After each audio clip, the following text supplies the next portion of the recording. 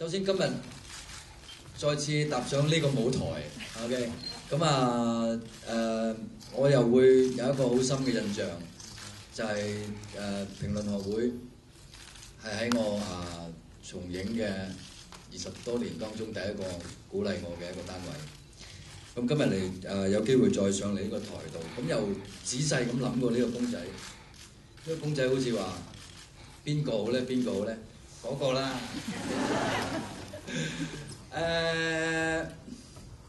首先多謝大會啦，頒呢個獎再次鼓勵我，而當中亦都多謝出品人啦，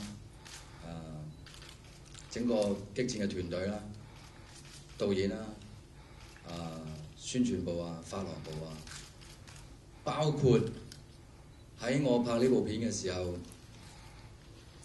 身心都受創啊！咁加上嗰個時候咧，就即係自己要處理好多除咗演戲以外嘅範疇嘅工作，咁令到個人可能都即係所謂嘅發神經啦嚇。咁當中身邊嘅幾位同事咧，就首當其衝啦。咁包括Kelvin 啊、Ricky 啊、Ellie 啊呢啲啊，唔好意思啦嚇。咁將就下啦。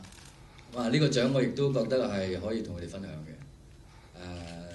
再次多謝激戰團隊嘅所有工作人員，特別多謝道具鴨仔。咁喺我嘅手指喺我嘅手指咪損咗斷咗 ，OK。喺斷咗嘅時候，佢不斷咁去尋求一個拳套咧，係令我冇咁痛去進行拍攝嘅，咁令到我好開心啊！咁第二個咧就係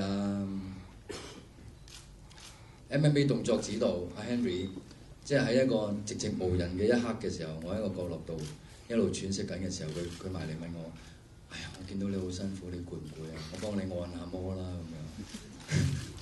咁我又係覺得呢樣好開心嘅。咁第三個就係我嘅健身教練啦 ，Michael 啦，咁佢